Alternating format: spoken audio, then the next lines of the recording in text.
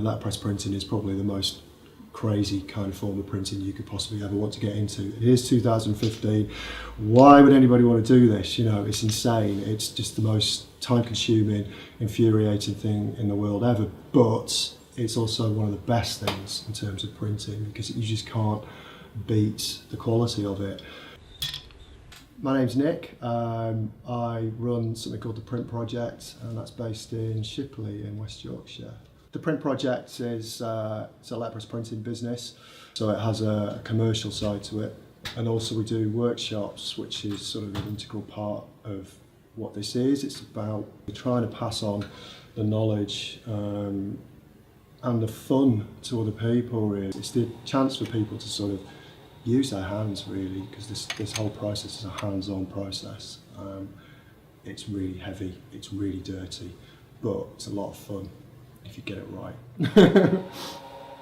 When I realised that, you know, these elements, these movable type, can be reconfigured in lots of different ways, and there's a sort of Tetris-y sort of Lego kind of thing that goes on with it.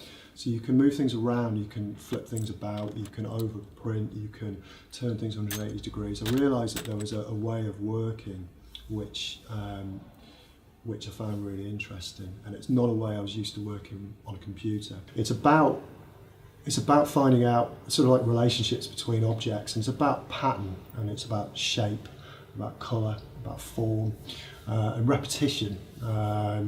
Those are the sorts of things I think would define my work, really. And it used to be concerned with sort of words and saying things, but now it tends not to be. It tends to be more of a visual thing, which draws on kind of lots of things that I've always been into. So it can be, you know, a combination of sort of bits of skateboarding, it can be a combination of weird psychedelic sort of videos from the 70s, 60s, even the 80s.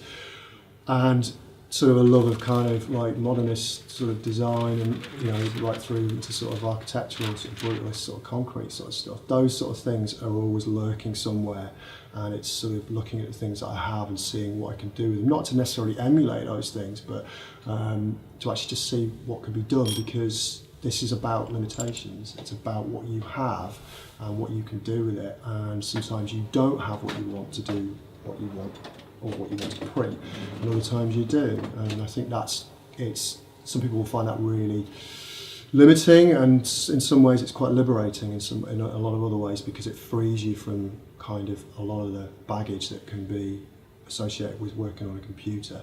You know, it's you working with your hands for, you know, however long it takes to achieve a kind of idea in a visual form.